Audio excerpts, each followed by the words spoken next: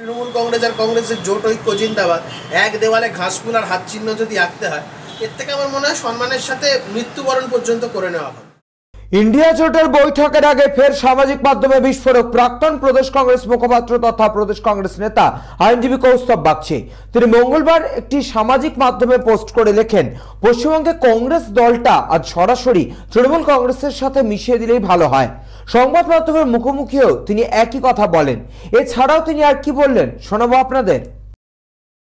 পশ্চিমবঙ্গে কংগ্রেস কর্মীরা যারা দিনের পর দিন তৃণমূল কংগ্রেসের বিরুদ্ধে আন্দোলন, লড়াই, সংগ্রাম করেছে, বাড়ির প্রিয়জনদের হারিয়েছে, মিথ্যা মামলায় জর্জরিত হয়ে জেল খেটেছে, সেই সমস্ত কংগ্রেস কর্মীদের আর যাই হোক আগামী দিনে তৃণমূল কংগ্রেসের সাথে কংগ্রেসের জোট ঐক্য জিন্দাবাদ বলানোটা মনে হয় না খুব কাজের কথা হবে। কারণ যারা দিনের পর দিন তৃণমূলের বিরুদ্ধে আন্দোলন করেছে, নিজেদের এলাকায় গিয়ে বলেছে এই তৃণমূল কংগ্রেসের বিরুদ্ধে আমাদের সবাইকে ভোট দিতে হবে, তৃণমূল কংগ্রেসকে হাঁটাতে হবে, সেই সমস্ত মানুষজনগুলোকে এখন যদি গিয়ে বলতে হয় যে তৃণমূল কংগ্রেস আর কংগ্রেসের জোট ঐক্য জিন্দাবাদ, এক দেওয়ালে ঘাসফুল আর হাত চিহ্ন যদি আঁকতে হয়, এর থেকে আমার মনে হয় সম্মানের সাথে মৃত্যুবরণ পর্যন্ত করে নেওয়া ভালো।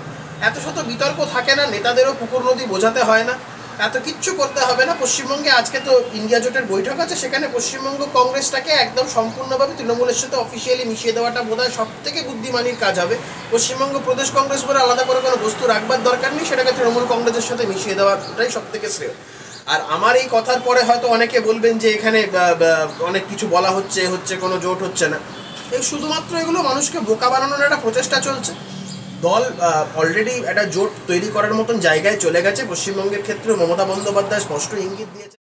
ব্যারাকপুর থেকে সৈকত গঙ্গোপাধ্যায়ের রিপোর্ট, চ্যানেল 24/7।